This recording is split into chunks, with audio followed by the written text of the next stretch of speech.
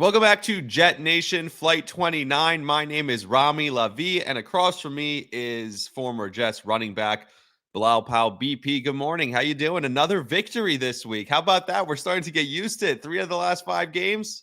I'm not used to this. I don't know what to do with myself. I mean, coming off of Thanksgiving, getting the Jets win, I'll take it. We're just hanging out now, just talking about a competent football team. Like usually, and we've had this where on Monday morning, I'll come up with some sort of outline what we want to do for the podcast. And then something happens on Tuesday that completely blows that up. Like Aaron Glenn says something stupid. There's some media story. It's Wednesday morning. Nothing happened. We got through Tuesday with Monday and Tuesday with zero negative news stories. How about that? Yeah. Clap it up for the Jets. They deserve a big round of applause because they made it 2 days with zero negative news stories. That's pretty impressive coming off of a win. That is, and that's how it should be, and you should expect to win in this league, and go about it in the form they went about it, and that's how it should look in a winning organization. Yeah, business-like. Just go out there, beat a bad team at home, which is what they did. Look, they're not a good team. No one's going to claim the Falcons with 97-year-old Kirk Cousins is a good team. I know they have a couple of good running backs. Bijan played well. But look, this is a game you're supposed to win if you're a team that's trying to build. And I know on Thanksgiving or the day before Thanksgiving, last week on Wednesday, you and I talked about how should they be tanking? Should we be rooting for tanking, right? And I came up with 2 reasons after the fact why rooting for wins is better. And I actually bet the Jets to win this game. Before the game, I saw they were +3. And on Wednesday when we talked, didn't have a real feel. That's a problem. On Wednesdays, I don't have a real feel. So maybe if you guys are listening to this on Wednesdays, just go follow me on Twitter, TikTok, Instagram, on WFAN. Usually on Sunday morning, I'll say something. I usually have a feel for the game as we get closer to the game. And on Sunday morning on WFAN, I bet the Jets to win. I took them to win. I said they're +3 at home. I think they're going to win this game. And it's just, I don't know why. I had a feeling that they were the better team and the better team should win. And I wasn't mad about it. I wasn't like, oh my God, they need a tank. And there's 2 reasons why, Bilal. Here are the reasons. You could tell me I'm wrong. This is different than the last time we wanted them to tank. You were on the team that Frank Gore goes out and has that crazy game against the Rams and you win the game and you lose out on Trevor Lawrence, right? Were you on the team that year?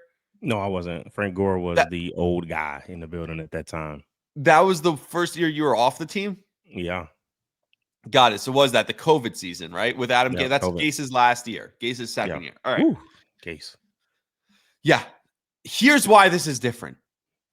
The Jets aren't firing their head coach. This is the first year. That Adam Gase was a dead coach walking. Remember when they blew that game and they fired Greg Williams because they intentionally blew that game to Henry Ruggs and Derek Carr on that last second touchdown? They give up. They go, yes. He runs a 0 blitz, right? Yes.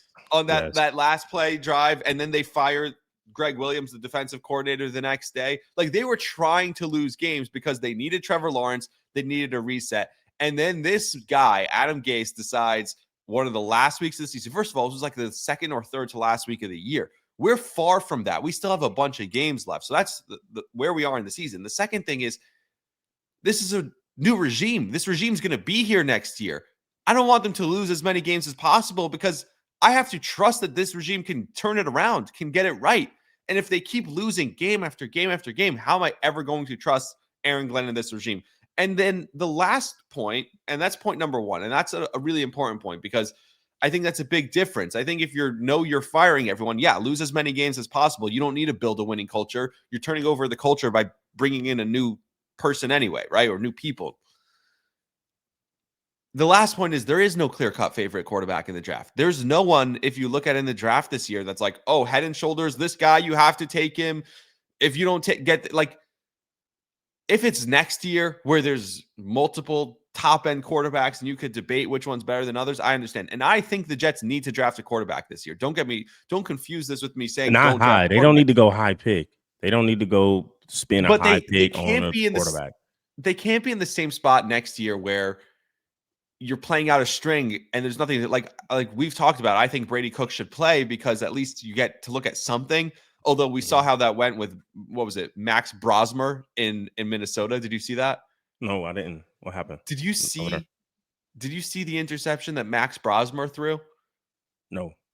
Oh my God, I got to pull this up. I'm sorry. We have to stop the podcast and pull this up. I mean, we're going to continue the podcast, but this was one of the funniest things I've ever seen. I'm going to be able to play it on the. I Should he be should be able. investigated like all these NBA players? Was it that bad? Remember, I said I wanted to Was talk it to you worse than about the something. Giants field goal, the kicker? Was it worse than Oh that? no, it was not Okay. worse than that. But Okay. remember, I wanted to tell you something. I told you that I had something I wanted to ask you. Like, I wish I could turn around my phone and show you my notes. I literally was going to ask you about the gambling scandal in the NBA today. That is hilarious that you brought that up. Well, you talk about this interception. I'm kind of curious now to see what happened. I'll show you the interception, but real quick, you don't, without calling out anyone, guys were gambling on games. It's just when you were in the league, right? I don't know. You don't know? Don't get Yeah, me to you snitch. do. I don't know. I mean, I don't You're know. not. I didn't say snitch. I'm just saying. All right, I got the pick I here. don't know. I don't know. You don't know? All right, I'm gonna show you. All right, people, you're about to see how bad my screen is. Well, oh, here we go. Watch this. You see this? He rolls. He's pressured. He's in trouble. Heaves it up. Oh no! Ernest Jones. House call. He rolls. He's pressured. He's in trouble. Heaves it up. Oh no! Ernest Jones. House call. He will take it all the way. A game-changing play from Ernest Jones. 84 yards and no flags. DeMarcus Lawrence, he's pressured. He's in trouble. Heaves it up. Oh no! Okay, How I'll tell you funny about the is that? situation. Now that I've seen the play. Okay, there's two Come situations. on, that is so okay. funny. So one is fourth down. So you're taking risk, all right? 4th and 1, but it's not You can in kick the a field game. goal. You're right there. But it's not in the game situation. So You're if you're down in 3-0. situation, Oh, they went on for it on 4th. It was 4th. it was down. 4th and 1. Yeah, it was 4th down, but it was second quarter. So that situation should have been throw the ball away. But if it was end of game, then I understand the desperation. It's just guys needed to understand the situation. Like when you get to that point where a guy is like forcing you to drop that deep on pressure, just turn and throw the ball to the stands, man. Like don't try to create something and make it worse. Like you can't keep stacking like the bad problems. Like that was a bad awareness. His awareness was really bad in that situation. Yeah, I don't know what that looked like for the listeners, but hopefully you enjoyed that. I just need to show you that interception because that was crazy. The listeners or viewers of this podcast on YouTube. But well, it was an underhand throw for those who aren't seeing any visual. If you haven't seen the Max Brosmer interception at this Please point, go look it up. Go look it up because it's just ridiculous. And it's still not. Hey, listen, Roman, it's still not worse than the field goal. I promise you, it's not. Never seen it. Oh, the Giants field goal? Yeah, that. I mean, he made a divot in the ground. And did you hear his excuse afterwards? What was it? I didn't even hear it. It's like the ball was moving. That's some BS. Nuh-uh. Like everyone spins the ball around. Yeah, and then imagine if a doctor said holder. that. Imagine if a doctor said that during surgery. The ball was moving. You don't want to hear that during surgery. What kind of surgery are you having? the body was moving. By the way, the he put the punter in a terrible position as it was because he gets him tackled by like 7 dudes. Like shout out to the punter who instead of just standing up and throwing the ball away, tries to make a play. Like the punter, who was the holder in this case, tries to make a play and gets tackled by like 9 dudes, right? So you throw him under the bus that way, letting him get tackled, and then all of a sudden you're also going to throw him under the bus after the game, saying he's the one who moved the ball. Like that was ridiculous. Yeah. My point was we can't go into next season without a young quarterback on the roster. And so playing Brady Cook, it might look like Max Brosmer, another undrafted rookie quarterback, but like you're playing out of string. Like, what's the point right now? Like, what are you really rooting for right now?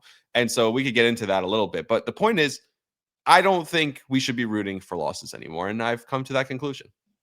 Hey, and I've told you that before. Like I don't think you chase the losses. Like this is a winning business, and you want to continue to build that culture. Like at the end of the day, like you want to have some sort of momentum. Like you're not going to have 100% turnaround on your roster, so you want to make sure that you find out who can play, who can help you in the future. So I do believe playing Brady Cook would be a true evaluation in this situation, a good situation for him and a good situation for the Jets. Like he has nothing to lose. Like you can't play no worse than what the other two are playing at this point. So throw him in, see what you have in a young guy.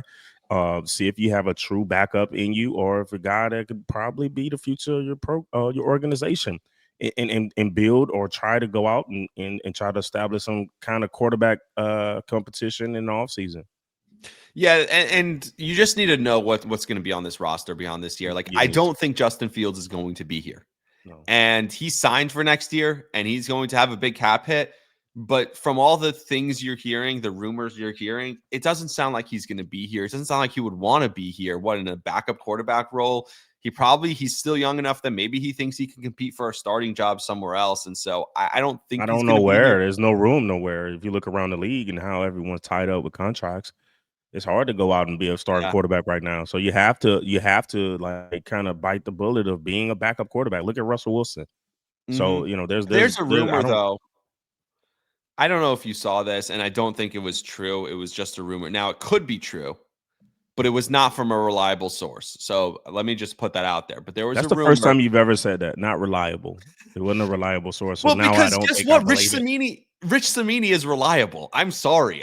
Rich Samini's getting his information from agents. He's getting his information from play. Like, when has Rich Samini been wrong? That's the thing. You know what I mean? Yeah, I mean, you're right. I mean, he's been Tell me when he's consistent. been wrong, Blah. I don't know. Maybe when he wrote bad stuff about me. No, I'm Yeah, joking. probably. Yeah, Probably. nah. I like Rich. Um, I like Rich. yeah. Who do you not like other than Manish? Nobody likes Manish gave me a hard time. Like he Manish. did. Manish Is he followed. still in the building? Is he still in the Jets No. building? They got rid of him. I'm telling They you, they got rid of needed him. to. Dude, so it was really funny with Manish. He was following Joe Douglas' son around with like binoculars and sending Joe Douglas pictures of his own kid, like all the way down in Philly. That is just nasty work. Yeah, and And that's then why I so didn't they like him. banned him from the building, right? And then he was still tweeting about the Jets like he was covering the team. So all the memes were going around like him with binoculars at the facility or him with the mustache on at the facility. Like, It's dude, bad. this That's bad. guy, you were fired. You were banned from the building. You're still tweeting like you're still there. Like everyone, he'll randomly pop up once in a while, but no, he totally disappeared. He was a complete creep. I don't know what his deal was. But I don't even remember what I was going to say about the leaks. Oh, the rumor was that Justin Fields was asked if he wanted to do like the Taysom Hill type of like role where he'd come in for running plays. Oh, okay.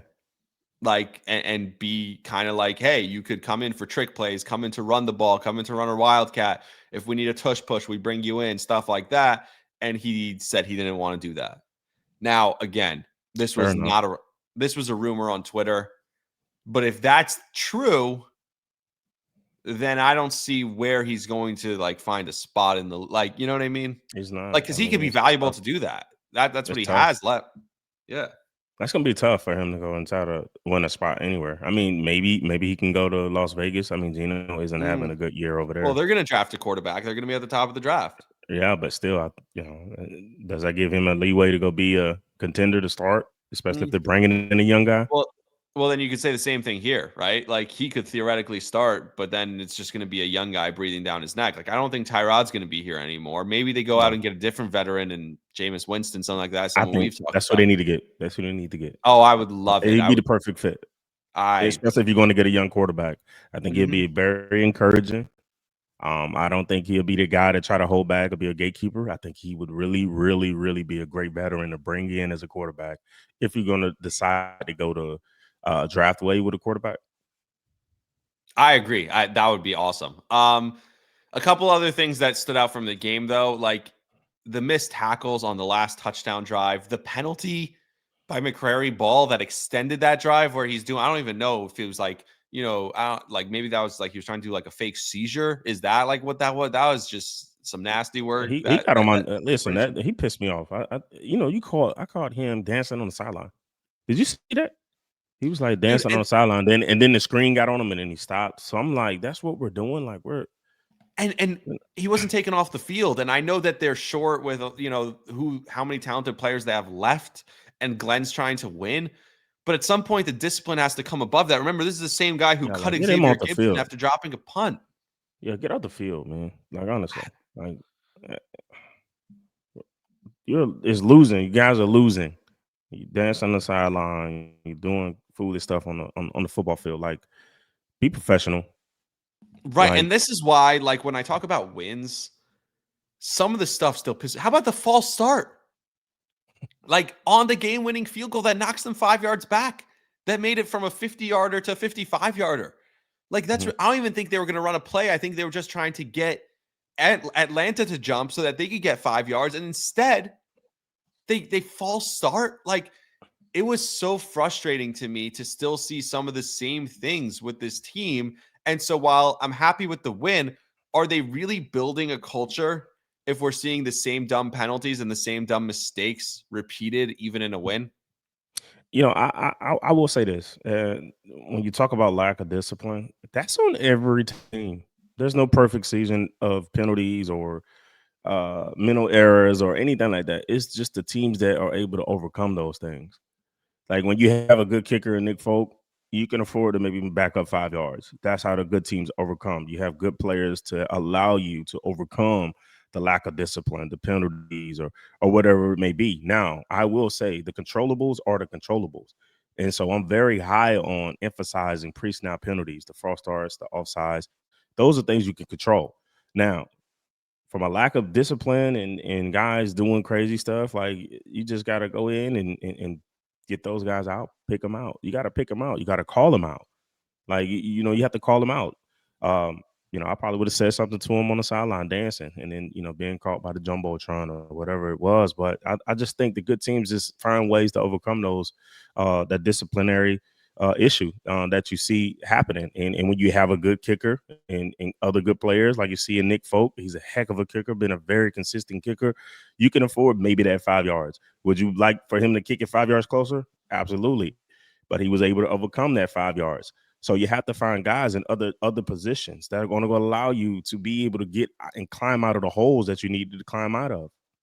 It's funny you said that because I had the same exact thought. I was like, you know what? Thinking back to the Rex teams, the teams that went to back-to-back AFC championship games, and I didn't think of it as from like a broad, like NFL great team spectrum. I just thought about it in a Jet vacuum, I guess, as a Jet fan. I was like, every Jet fit team I've rooted for in my lifetime has given up bad third downs. Every Jet team I've rooted for in my lifetime has made dumb mistakes at inconvenient times. And yet the good teams overcame it. Now, I've only rooted for three good Jet teams in my life, right? The back-to-back AFC championship game and the one with Todd Bowles where you guys lost in Buffalo. That's really it. Like, that's all I remember as a Jet fan, just because of my age, of being like a really good team. And I know the Favre year they started off good, but that wasn't a good. They ended up what 8-8. So like, no, I don't consider that one of the teams. So I just, to me, I think, yeah, I think you're right. I think it's how many of the guys on the roster is at the bottom of the roster that's making those moves, and yet your leaders and the top guys on the roster are not doing that, and they're setting the tone, and they're being the players that you need to be and overcoming those mistakes by some of the guys at the bottom of the roster. And it's so funny that you talked about it like that, because that's really how I felt about it. And I was like, you know what? No one's going to be perfect, and they found a way to win. They found a way to overcome those mistakes, and that's what you need to see. And there were some things that I loved in this game. If you look at like what they're building on the offensive line, that they've started the same five. I know that obviously ABT goes down before the season started. They've had the same five starting offensive linemen every week this season. I think they're the only team in the league to do that. Yeah, I saw that, man, on the game, and Unbelievable. that's big time because that was the Mhm. issue in previous seasons. Like the O Yeah. line, just the interchangeable guys as starters. that was a big issue. So to see that this whole line is durable, and now you can just go find the pieces around it. There you go, bingo, you win the game up front. And how about Mitchell having a big game? Mechie, who they just stole from the Eagles. I know Michael Carter was a nice corner for them, but come on, like they got him for nothing pretty much for a slot corner. You got this guy, John Mechie, who had been playing really well the last couple of weeks. I know he had a big catch that would have probably been a touchdown this week, but he had some big plays. We see what Brees is doing. Mason Taylor looks like a real guy. Garrett Wilson and the offensive line. And plus, I trust Tanner Engstrand. And this further emboldens me to say they need to draft a quarterback this year, because this is the first time that I can remember in my life as a Jets fan, we have the infrastructure from skill position, offensive line, and coordinator to support a young quarterback. I think so. And, I think that Mitchell did have a big game. I'll give him credit. And it was a big bounce back from, his first impression on me when he first got here. And he turned around. And that's what you want to see. You want to be able to find your receiver, number two, Yeah. your second receiver. Like, you want to be able to establish and take away the pressure from Garrett Wilson. Can't wait to see him back with his receiving core. And then Mechie. I mean, I think the New York Jets have found one of their best route runners in third down guys since Jeremy Curley. I think you can utilize this guy a lot on third downs. You can create mixed matches with this guy on third down. Like they have with he Jamison solidified Crowder that. also. Crowder. But I mean, this guy's his catch drop ratio is pretty good. I know he had a couple bad drops this last game. That one was really tough. Yeah, but before that, man, his reception catch ratio, it was high, and that's what you want in the guy. Like, the targets that are going toward him, 9 times out of 10, they're going to be caught. Because why? One, he has good hands, and two, that is telling me and screaming as an offensive coordinator that he can create separation, and he can find the zone holes for the quarterback that who would throw it to him, guys that get the ball out to him. So I think they found their guys, and like I said, like you said, man, every piece is around them right now, and the most important piece is, I think, how many times have we said this? It's going to be your quarterback. You have the offensive coordinator, I think, who is getting an idea and finding an identity and establish himself as a play caller for his first time, and it's just going to go into the offseason, finding the right pieces and creating depth. Like, when you create depth, you create competition. When you create competition, you create a good culture.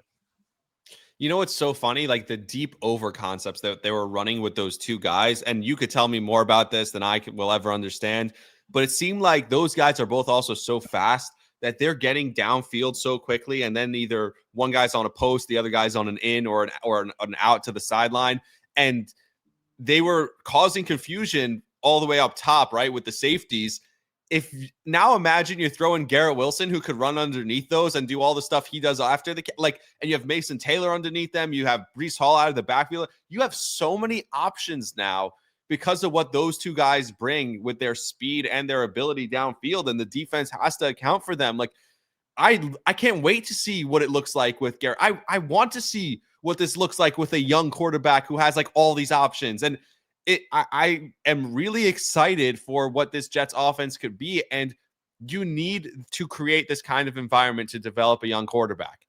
You've built it. Now go find the guy, whoever that guy's in the draft. And I'm sure you and I will talk about it as we get closer to the draft.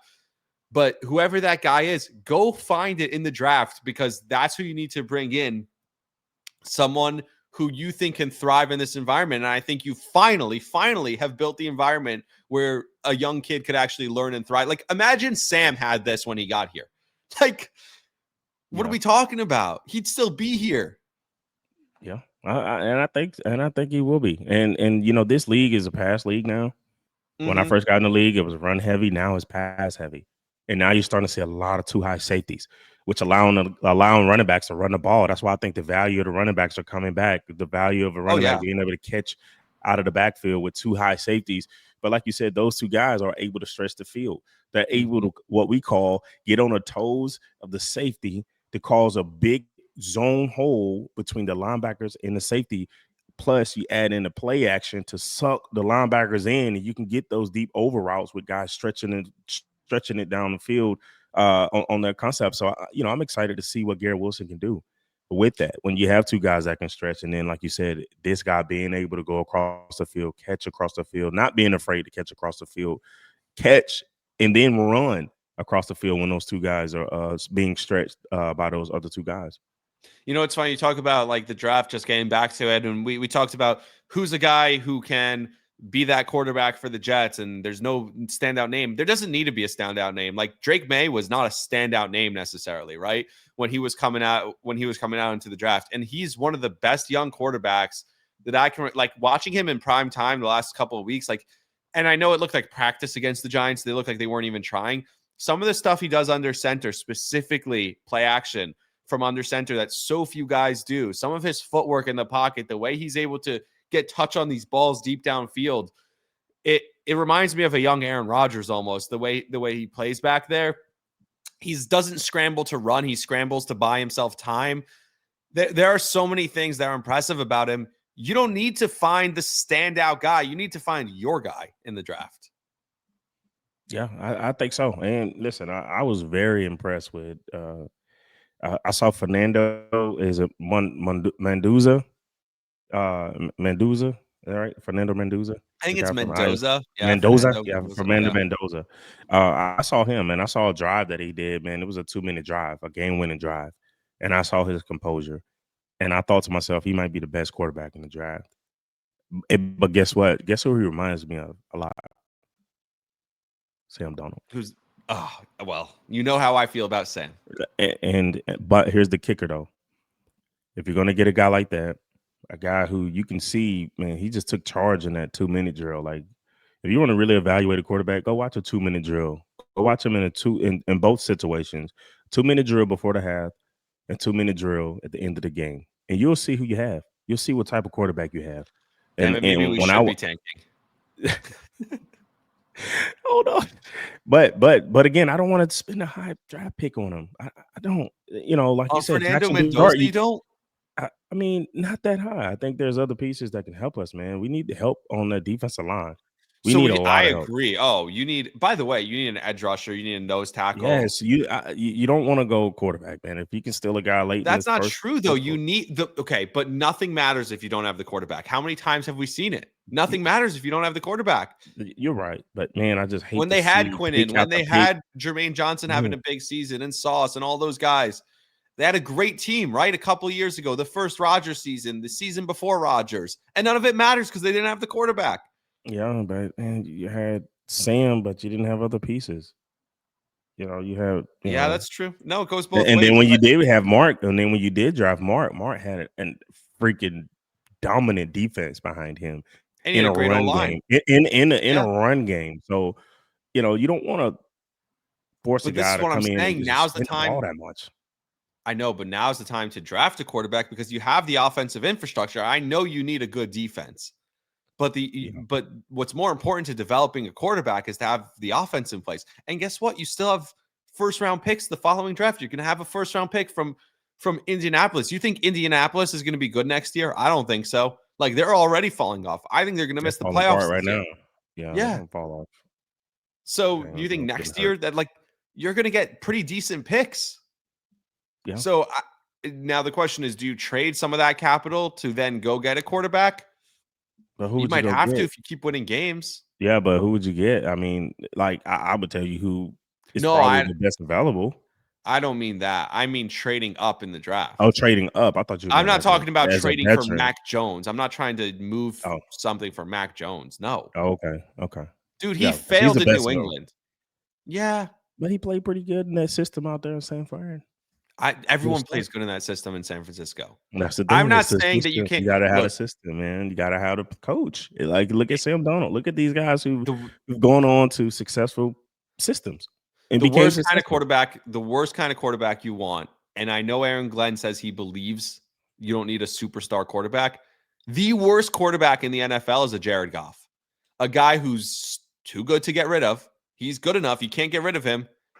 And he's not good enough to win you any significant games. You're not winning a Super Bowl with Jared Goff, and you're seeing it now fall apart in Detroit a little bit too. And I would blame the quarterback. I don't know. You're never winning anything with Jared Goff, but he's too good to get rid of, right? You're never going to get rid of him because you could do a lot worse than Jared Goff. You could do a lot worse than Mac Jones, but you're never winning a championship with them. So it was like Jimmy Garoppolo for years in San Francisco. So perfect scenario. You saying you can't win with Jared Goff? Like, who would be a quarterback you bring in now? Because no, that you don't think that you. Who would help you win a Super Bowl right now? What quarterback? I'm literally saying you can't because we've seen it. Detroit was the perfect scenario the last 2 years. They had the perfect team, offensive line, defense, 2 monster running backs, receivers, a tight end, everything. And they couldn't win because the quarterback couldn't make the big throws in the big spot. So yes, I'm saying that you can't win unless a Drake how many May how many Super Bowls does Drew Brees have? 1. It's hard to win Super Bowls, man. I know, but he's a superstar quarterback. He made big throws in big spots. Yeah, but what I'm saying is, who's the last? But he only won 1 Super Bowl. That's what I'm trying to tell you. So like, it's hard to win Super Bowls. Like, I think I think it is. I think he's a hell of a quarterback, and you just have to be able to get over that championship hump. Win a Super Bowl is? You know, the worst quarterback I've seen win a Super Bowl is who? Jalen Hurts. No. Who's a worse quarterback than him that's won a Super Bowl in the last 20 years? You probably don't know him. Peyton Manning in his last season. No. Trent Dilfer. The Bucks. Who won with the Bucks? I don't remember. See, that's so long ago. I don't know. That was. Who was that? Oh my goodness. He had the best defense. The Bucks in 2003. I got it. It was who was their quarterback? Why does it not like have a box score? Man, like I don't need Brad Johnson. Brad Johnson. There you go. It was Brad freaking Johnson. That was probably worst quarterback. Again, but that's 2003. That's 22 years ago. You know what I mean? Yeah. By the way, I would have never gotten that name ever. Yeah, because you weren't even thought of. Like, no, exactly. I mean, I was born. What year were you born? I was a baby. Like I was born 97. So I theoretically could have been around for that, but no, I was not. I was 5 years old. I wasn't paying attention. Well, I'm from Florida, so Bucks winning was big time. Oh, you're right. I grew up 30 minutes from Tampa, so yeah. Were you're 10 years older than me? Yeah, I'm 37. So what are you, 27? Yeah. So yeah. So big difference, man. No, it's true. But you were 15, 16 years old when they won. You know what I mean? Yeah. So you were watching that and you were like, oh my God, this is the prime of your life. Like when when the only championship of the teams I root for was the Yankees in 2009, and I was 12 years old. It was like the biggest deal ever. You know what I mean? Like that was a huge deal for me because that was the team, like that time of life when you're in middle school and your team wins championship. I would say like high school also, maybe college because you can drink. Although I guess high school you could drink too. But you know what I mean? Like it's just that's the time you want your team to win a championship. Now, if the Jets won a championship, I'd be like, all right. No. I think with the Jets, I've waited so long, it might be different. If the Jets win a Super Bowl, yeah, I just hope I'm alive for it. I don't think I will be. Another thing is we talk about supporting a young quarterback. You have to have a great special teams, and the Jets special teams has been one of the best in the league. I mean, shout out Chris Banjo, what those guys have done. That they're just one of the best, and they're winning them games. Whether it's the kick returns with Isaiah Williams and what he's been able to do, whether it's Nick Folk, who was a teammate of Aaron Glenn's, and he's now kicking for Aaron Glenn and kicking game-winning field goals. He looks like he's a grandpa in there in the locker room, but hey, he's now. Was he still on the team when they drafted you? He was, right? Who, Nick? Yeah. Yeah, I played with Nick for about 5 years. Unbelievable. And now he's back doing it. Still kicking 55-yard field goals though, man. That's insane. How much money would it take for they said, hey, Bilal, we need a quarterback this week? We saw that lefty throw that you threw down the sideline to Jeff Cumberland. You could look like Max Brosmer. It's not about winning the game. We just need someone to stand back there and take snaps. how much money would it take for you to do that? Because you're going to be a target. You get hit. You could throw the ball away. You could hand the ball off.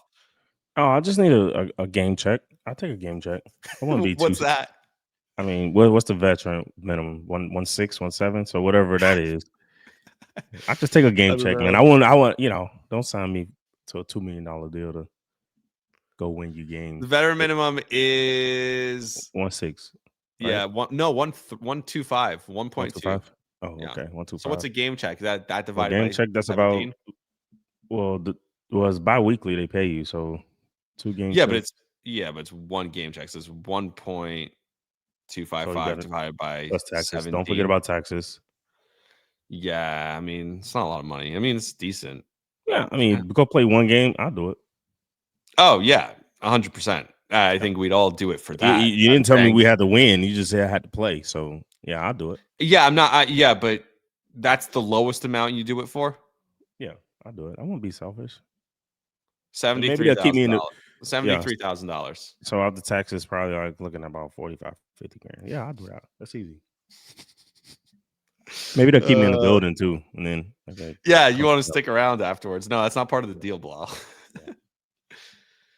But the special teams has looked good. I can't lie. I'm like pretty fired up about that. That's something that like that's the one place where you could see like a real change, right? Yeah, absolutely. And listen, Chris has come from a very good regimen, and Mike Westhoff. I think he played for him in New Orleans.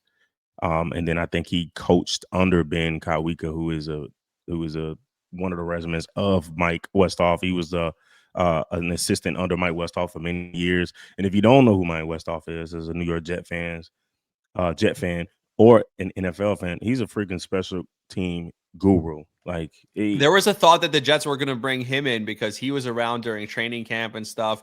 Before they he's brought old though. it, He's so old. You don't right? want But they thought he was going to kind of be like the veteran on the staff, maybe an advisor, like something a like senior, that. yeah, and like a senior advisor. Was he there when you Something, were there at training camp Yeah. this year? Well, Yeah. I didn't get a chance to see him, but I played with him. I played under him for 2 years in New York, and I think Chris is. You can't ask for anybody else to Yeah. kind of be a mentor in the position that you're trying to coach as a coordinator than to come under Mike Westhoff. Like it's a good scheme, and I know kick return is a little different now, but terminology and technique, all that stuff is going to come from somewhere. And as a guy, as a young coach, you have to adopt someone's system and kind of make it your own. And I think that's what he did. And those two guys are really good coordinators, Ben Kawika and Mike Westhoff. I think Mike Westhoff, his last season was in Denver last year as an assistant head coach, and I think Ben was over there as a special team coordinator. So Yeah, he was this. Yes, Ben was. but they're looking good, man. That's how you win games. This all 3 phases. If you're in the top 15 in most of the categories, man, you're going to be a contending team in this league. So he has to keep it up, and I think he will keep it up, and he'll be around for a very long time. I hope so. That would be really fun for this team. Like having a good special team, something with you don't make mistakes, no dumb penalties, stuff like that, and you capitalize on those moments when you're flipping field, and especially now with the kickoff rules and everything. Like it's important. Like when you're kicking off, and Greg Olson talked about this on a podcast a few weeks ago. I'm curious what your thoughts are, but he was like, you should never kick a field goal if you're in a goal to go situation anymore in the NFL, because if you kick a field goal, now you kick it off and the team's basically like their chance of getting the ball at the 30, 40 yard line.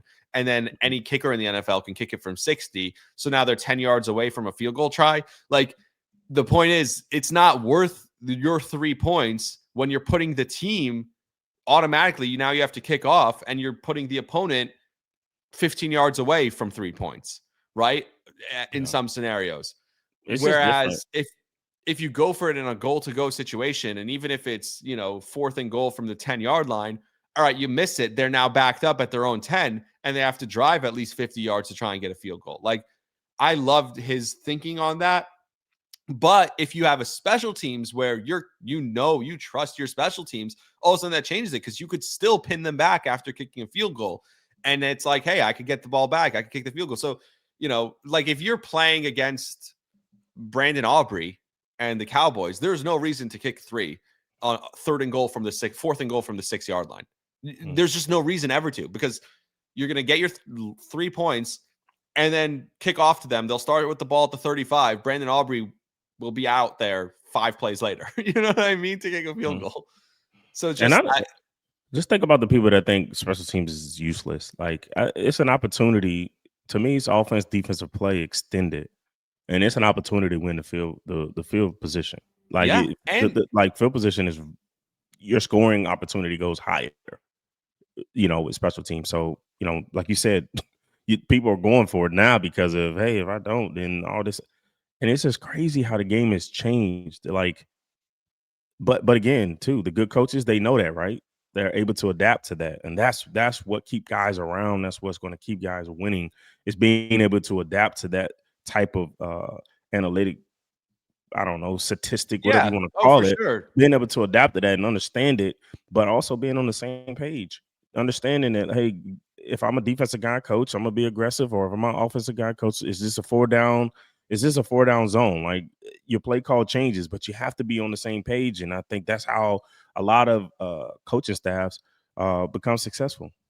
And you have to, in a season like this, which is a lost season, it's an opportunity for young guys to prove themselves, to show, hey, we're willing to go all out. We're willing to be great. And you can earn yourself a roster spot, whether it's here or elsewhere. You always talk about the interview at this point in the season. That's what this is for a lot of the young guys, and the guys who maybe thought they were never going to get a chance to play this year. And then because of trades or whatever, they end up now on special teams and having to make plays and being a big part of this. Like, that's kind of a cool opportunity for some of these guys. So that's I like to see that. Now, would you want to drive around the league for a minute? Me? Yeah, let's drive around the NFL, right? Let's go. Yeah, we need to get a sponsor, maybe a car sponsor, drive around the league. Get what I'm saying? Let's do it. Let's do it. First off, the NFL playoff pictures just keep getting more wild and wild. I don't remember a year where this kind of reminds me of maybe 2015, speaking of bad quarterbacks to win a Super Bowl. How about Peyton Manning when he couldn't even throw the ball, but he still had the Peyton Manning brain. So I don't know if I include that. And they had that all back shoulder, baby. Back shoulder balls. Oh my God. He threw that over the middle, that stupid lame duck that he kept throwing over the middle, the seam route to the tight end. Like, that was the only thing he could throw. But they won a Super Bowl on it. I mean, he threw it 3 times in the AFC Championship game against the Patriots. Like, and then they missed the 2-point conversion that gets knocked down with Gronk like that. And that was it. So that's crazy that they won that. But that was an incredible defense. And they obviously beat Cam Newton, and Cam doesn't dive on the ball and all that. But like, that's the last time I really remember it being this wide open in the NFL. Look at the teams. Like, there's no dominant team. I could give you. I mean, there's a few dominant teams. Not even 4. I say about 4. I can give you 11. I can give you 11 teams in the AFC and 10 teams in the NFC that can make the playoffs right now. Go through the NFC. Obviously, so the Bears are the 1 seed, the Rams are the 2 seed, Eagles, Bucks, Seahawks, Packers, Niners are the 7 teams right now.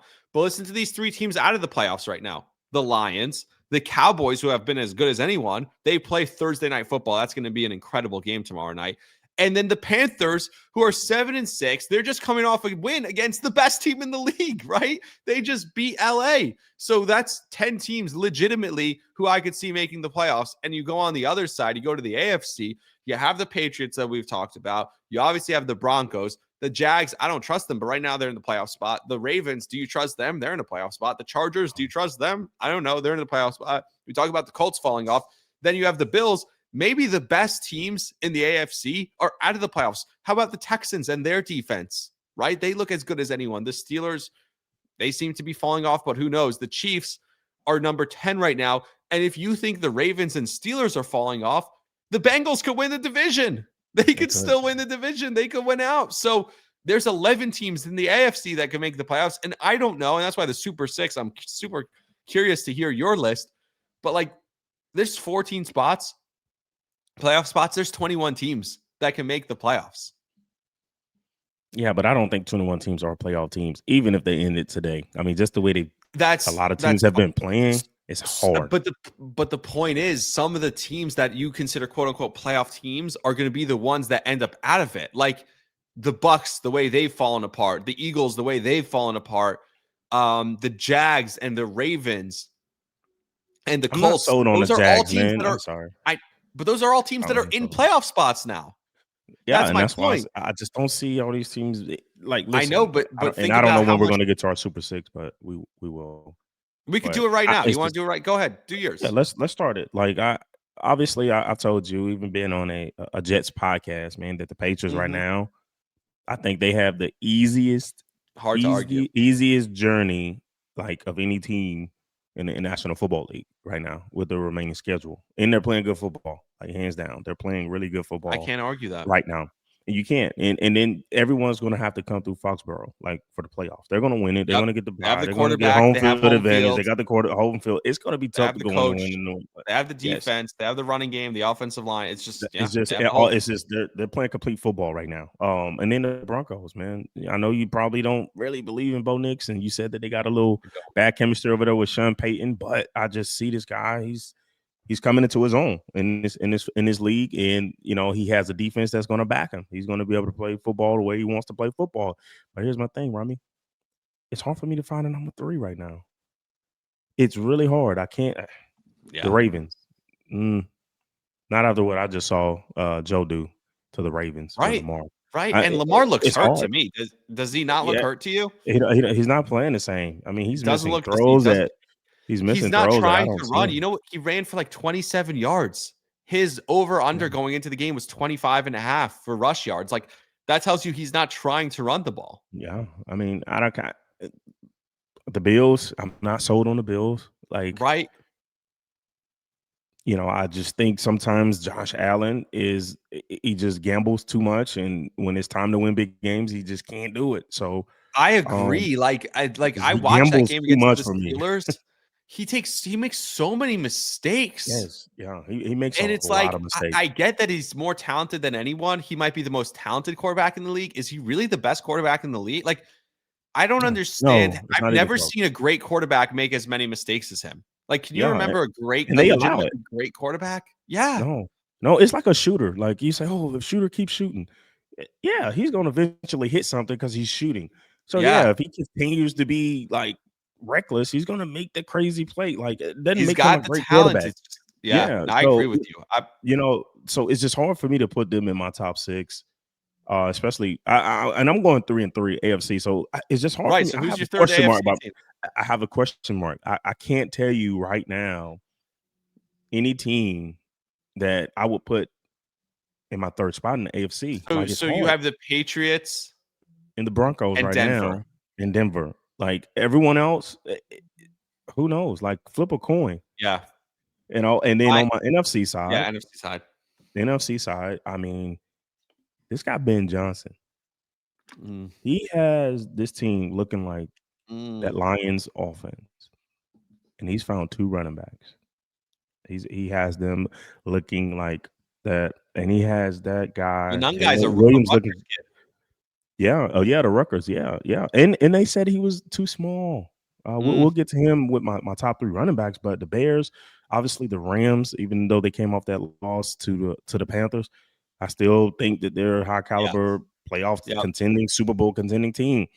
And then I'm a fan, Seahawks, man. I gotta go with my dude Sam Darnold. Like I think it's time for Sam, and I think he's arrived, man. Like and he's gonna play some football. I think he's gonna play some football. But man, I just it's just hard for me to put my finger on that number 3 AFC team right now because there's just so many teams that you can just flip a coin. The machine that you play Yeah. when the wheel's spinning, you hit the button and it just stop. That's what I think you could do in the AFC, and whoever it is, then pick him because right Well, now maybe there's no can I team offer that's you like who? can I offer you 2 suggestions from the AFC? Because I have the Patriots as my number 1 AFC team too. But my other 2 AFC teams, I don't know if you're going to agree with this one, but my number 2 AFC team today, the Houston Texans. Mm. That Yep. defense is as good as any defense in the NFL, and they keep winning games. And their next game right now, let me find it. Their next game is against Kansas City, week 14. Like, if they beat the Chiefs, and they could get in anyway, Yeah. because I think they're going to play against, I forget who they play next, but I think they could get in anyway. Dude, the Texans can be scary in the playoffs, especially if CJ's healthy. He looked good last week, right? Whereas there was a question, is there a quarterback controversy? Is it going to be Davis Mills? He's played well. CJ comes back and looks like rookie of the year, CJ. Like all of a sudden, that team is really good. And they have receivers. They have the running backs. They're an interesting team. And that defense can carry you, especially, let's say there is no Kansas City in the playoffs, right? So you don't have to worry about them. We've already seen Houston's defense dominate the Bills. They Can I could ask you probably a question? Can I ask you a real question? Yeah. Since you mentioned Kansas City. Mm-hmm. Ever since they've started this new thing with the measurement and the whole like Is this thing with the referees in the last year game, Buffalo and Kansas City, and it's just like the refs have like laid off of Kansas City and now they're just starting to be exposed. Like it's almost like they don't have the refs on their side. Do you I believe don't that? think Is that a you're a controversy? Is that a conspiracy. Yeah, conspiracy you're a thing? conspiracy theory, Okay, dude. That is that's all not right. because I'm Well, we're watching. seeing all this gambling going on, so I'm just trying to make sure. You know what I mean? Oh man, that would be crazy. You know what I'm seeing from them? I'm seeing more penalties called against them on holding, on the offensive line, on pre-snap penalties, on lack of structure in the offense. I'm seeing more dumb mistakes on their offense that's putting them behind the sticks time and time again than anything else. I'm seeing big plays erased over and over again by their offense because of a penalty. And then Mahomes on a 3rd and 16 has to make some magic happen. So that's what I'm seeing from them. And you're seeing when in any other year, Chris Jones would have made a play. The defense, someone would have made a play for the Chiefs to get the ball back. They never even got the ball back on Thanksgiving against Dallas. Like you'd expect them to get the ball back that one last time and drive down 3, and it never happened. When was the last time that happened that the Chiefs didn't get the ball back? So I think the defense got a little bit old, and the offense, specifically the offensive line, makes too many mistakes and has too many penalties on it. So one of their superstars is old. Travis Kelce's old, man. One of the guys that was used to making the plays. He's older. Yeah, but that's not even on the defensive side, right? Yeah, but on the offensive side, and that guy was when there was a play that needed to be made, it was always Travis Kelce. And now you're not hearing it, man. It's true. Older. I mean, but still, like the Mahomes throw where Quinnen had him almost twice, and he slips out of Quinnen's tackle and runs to the right and just flings it. Like it shows you why he's the best quarterback in the league, because it's 3rd and 6. You're desperate for a play. And against all odds, he just makes an unbelievable play. And that's why my number 3 team in the AFC is the Kansas City Chiefs. I can't quit them. I know if they lose another game, they're out of it. And I can't quit them because if they somehow sneak into the playoffs, I'm not going to bet against them because they have Mahomes. There's something that dude is magic. And I'm sorry, I'm not willing to bet against them. But what's crazy is if they miss the playoffs, because Brady never missed the playoffs without getting hurt. Peyton never missed the playoffs without getting when was the last time Rodgers never missed the playoffs when he was healthy and at his peak? Like when you're a superstar at the height of your game in your prime, you don't miss the playoffs. Even if and now there's an extra playoff team. Like, yeah, maybe you slip up, lose in the first round. You don't miss the playoffs. And that's like a weird thing that Mahomes can miss the playoffs entirely. Like, what does that do for the way we talk about his career? It's just, I don't think any of that stuff matters, like how we talk about it in narratives, and it's stupid, but still kind of crazy. My 3 teams in the NFC, the Rams, obviously. It's a bad loss, but that happens. Number 2 is Seattle. I love Seattle. I love Sam Darnold. My number 3 team, you're going to be surprised. I think they're so good, and I actually think Brock Purdy's better than people give him credit for, and that's the 49ers. They have the running back who's putting together another historic season. I don't know how Rob's doing it, Saleh, but their defense, no matter how many guys get hurt, is still elite. It's another guy just went down who's a Pro Bowler. All right, next guy up. Let's just put together an insane defense. The defense is crazy. And then you talk about what Juwan Jennings is doing as a wide receiver, Ricky Pearsall, the receivers they have. You go on down the list and obviously Kittle in the middle, and I think Brock's playing better than, he's not just an average quarterback. I think Brock Purdy is better than a Jared Goff. Is that crazy? I like Brock. No. I like Brock. Yeah. I I think they could win the Super Bowl. So they're my number. I have them at number 5 overall. I put this Chiefs behind them at number 6 just because Kansas City realistically won't make the playoffs. But until Kansas City's eliminated from the playoffs, I'm going to have them on this list. So week 18, we're going to be like, I'm going to put as long as they're not eliminated, I'm going to put Kansas City on the list. Speaking of Quinnen, though, because we mentioned him for 1 second, and that we'll end on this. Like, there's something to that, right? Where a guy's like, he just wants out. And so he's not like he looks so rejuvenated in Dallas. He looks like the best defensive tackle in football again. Like, there were years, remember we were talking about 2 years ago, the best D tackle in football, is it Quinnen Williams, is it Dexter Lawrence? And then like the last couple of years, I kind of had to take an L to my Giant fan friends who were like, no, see, Dexter Lawrence is much better. Well, Dexter Lawrence has gotten fat and slow, and all of a sudden Quinnen Williams is in Dallas. Forget about in New York where Giant fans care about him. He's in Dallas where Giant fans really care about him, and he's dominating, and he took over their last 2 games. Like, is it just the back-to-back bye weeks, or is it the system? Is it being out of New York and being on a team that has something to play for? Like, I love Dallas. Like, I'm this close to putting them on my Super 6 because if they win this week and they're in a playoff spot with Dak, I think Dak's one of the best quarterbacks in the league. I think he doesn't get enough love. I think the 2 wide receivers, like George Pickens, is he the best wide receiver in football? Like, what? He's and Quinnen Williams, great football. He's playing like the best receiver in football, right? Mm-hmm. And Q, I love Quinnen, man. I'm happy for him. And that's my dude, man. To this day. If they go to the playoffs, we gotta get him back on the podcast. Oh yeah, I'll tell them come on. But for me, you talk about system, and I'll tell you something. And I won't mention the player's name, but you're talking about just a scheme. I remember years ago when we had a dominant defensive line. I mean, we just had first round pick after first round pick. And I remember a couple guys just coming over and just saying, well, they're freeing up. I'm like, why this good guy looking so good? But then you got all these other guys. Well, because the scheme was meant for him to free up, create double team on this guy for you can free up this guy to make this guy look good. So maybe they're just believing in who he is and they're putting their scheme around him. And he's just that player. And maybe over here, he probably just wasn't that guy that they wanted. I mean, this was the first year we haven't really heard his name when he was in New York.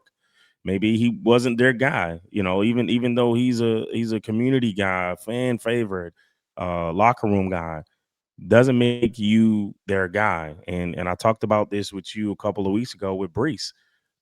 Maybe you're just not their guy. So you go over there, the team wants you. Now they're going to find ways to make you successful. They're going to build their scheme and everything around you to make you successful. And you're seeing that with Quinnen Williams in Dallas right now. And, I wish him the best for the remainder of his career, his family, Miranda, his beautiful daughter.